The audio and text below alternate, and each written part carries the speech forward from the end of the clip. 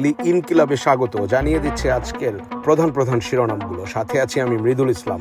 বিচারকদের নিয়ন্ত্রণ সুপ্রিম কোর্টের হাতে থাকবে হাইকোর্ট। এখন থেকে সারা দেশের বিচারকদের নিয়ন্ত্রণ ও শৃঙ্খলার দায়িত্ব সুপ্রিম কোর্টের হাতে থাকবে বলে রায় ঘোষণা করেছেন হাইকোর্ট। এছাড়া নিম্ন আদালতের বিচারকদের বদলি, পদোন্নতি ও শৃঙ্খলা নিয়ে পঞ্চদশ সংশোধনী ও চতুর্থ সংশোধনীর বিধান বাতিল করা হয়েছে। প্রধান উপদেষ্টার সঙ্গে বৈঠকে বসলেন 7 দলের নেতারা। প্রধান উপদেষ্টা ডক্টর মোহাম্মদ ইউনূসের আহ্বানে সাড়া দিয়ে বৈঠক করেছেন 7 দলের নেতারা। 3 পোশাক কারখানার মালিকদের বিরুদ্ধে ইন্টারপোলে রেড নোটিশ জারি।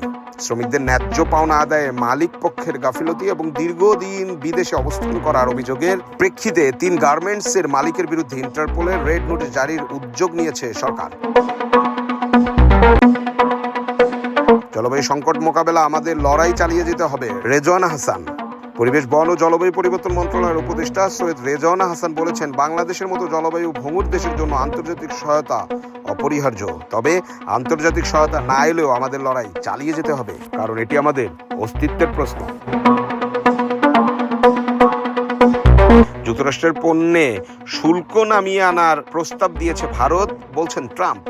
বর্তমান বাণিজ্য অচলাবস্থাকে সম্পূর্ণ একপাক্ষিক বিপর্যয় বলে মন্তব্য করেছেন। ভারতীয় পণ্য গত সপ্তাহ থেকে 50% মার্কিন শুল্ক বসানো হয়েছে, যার মধ্যে 25% জরিমানা যুক্ত হয়েছে দিল্লি, রাশিয়া থেকে তেল আমদানি বন্ধ না করার কারণে। ট্রাম্পের নীতির কারণে যুক্তরাষ্ট্রে কমেছে বিদেশি পর্যটক। প্রেসিডেন্ট ডোনাল্ড ট্রাম্পের কঠোর অভিবাসন নীতি, শুল্কযুদ্ধ এবং ভিসা জটিলতার কারণে বিদেশিরা দেশটিতে ভ্রমণের আগ্রহ হারাচ্ছেন। আন্তর্জাতিক শিক্ষার্থীদের বহিষ্কারের হুমকি, যুক্তরাজ্যে উদ্বিগ্ন বাংলাদেশিরা। ভিসার মেয়াদ শেষে আন্তর্জাতিক শিক্ষার্থীরা এবং তাদের পরিবারের সদস্যদের লক্ষ্য করে একটি কঠোর অভিযান শুরু করেছে যুক্তরাজ্য সরকার। এ নিয়ে দেশটিতে অবস্থানরত বাংলাদেশি শিক্ষার্থীদের মধ্যে গভীর উদ্বেগ ও আতঙ্ক সৃষ্টি হয়েছে। এশিয়া কাপ ও বিশ্বকাপে দারুণ কিছু করবে বাংলাদেশ, বিসিবি সভাপতি। আমিরাতে মহাদেশীয় টুর্নামেন্ট এশিয়া কাপ খেলতে যাওয়ার আগে প্রস্তুতিটা দারুণ সারছে বাংলাদেশ। ঘরের মাঠে নেদারল্যান্ডসকে 1 ম্যাচ বাকি থাকতে 2-0 ব্যবধানের সিরিজ হারিয়েছে, যার কারণে বলছে দারুণ কিছুই করবে বাংলাদেশ। এই ছিল আজকের মতো, সবাইকে ধন্যবাদ।